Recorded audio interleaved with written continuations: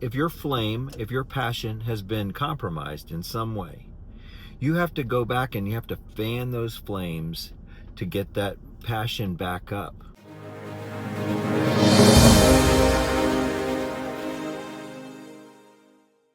Well, hey there. So I am continuing to think about and to muse and to process self-confidence. And I've realized something very, very amazing about it and the connection to it.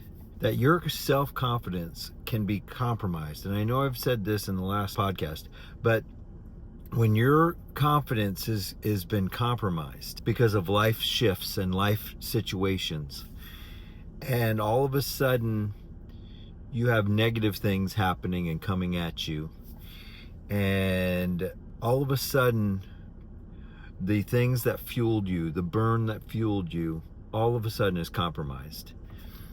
And then you don't have that reason, the reason behind what you're committed to and what you have determined to do. When you no longer have that reason because of negative situations, it's almost impossible to continue on and get those tasks done. Those things that you've committed to, once the reason has been removed, the power to do it, the motivation to do it, the fuel behind and the passion behind the tasks and the commitments. You're literally doing it with just raw grit. And we have to do that occasionally. Things have to get done. I remember when the sheep were out in the field and there was a big snow, and I knew that they needed to get into the barn, and I was in the house nice and warm, but I knew the snow was there and they were outside. It didn't matter. It just didn't matter if I didn't want to do it. I had to do it. Raw grit. I had to do it. Now the motivation is I didn't want them to hurt themselves. I was a shepherd. I was loving them, and I didn't want them to hurt themselves. So I did have a reason, but I had to go with raw grit to get out there and to do it. But when your reason has been removed because of life situations, negative happenings, it's super difficult to keep going. It's super difficult to stay motivated and to stay on task and to get that accomplished. And what that does is it cuts at and chips at your confidence level. So the pairing of the reason and having that reason compromised because of fear, because of insecurity, because of attack, because of any of that stuff, you're left faltering and flailing around trying to get something done, and it's just very difficult. The confidence level isn't there. So you have to know, okay, what is the burn? What is the reason I'm doing this? Why am I doing this? And if your flame, if your passion has been compromised in some way, you have to go back and you have to fan those flames to get that passion back up. And our reason has to be deeply personal. If it's not individual and personal, it's just vague and it's just generic, that doesn't work. It just doesn't work. It has to be deeply personal. It has to be connected to your heart. The reason behind what you're committed to.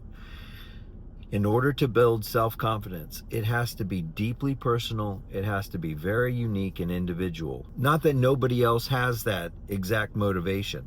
It's just my motivation. It needs to be my motivation. I need the motivation. I need the passion. I need the fuel. I need what it takes to go forward. So if you're finding that your self-confidence is failing and your commitments are not being accomplished, that you're not being able to perform your tasks and complete your commitments, reflect on, maybe it's about your burn, maybe it's about the fuel, maybe it's about the fire that is ignited to accomplish those tasks. In coaching, I know that I have to know, who am I coaching? Why am I coaching them? What is behind it? What am I looking to accomplish?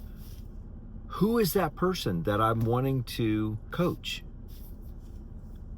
And if I don't have all that laid out and structured in my psyche, in my heart, in my thinking, the burn to build it, to develop the coaching business, falters, because there's not something that's structurally holding it up and motivating you to go through the monotonous and the mundane and the daily grind of it.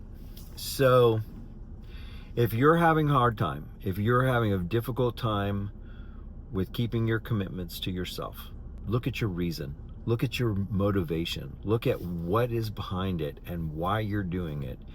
And then once you can grab hold and you can embrace that, the natural progression of that is to actually accomplish the task. It will happen basically when you have that in place, when you have your reason in place.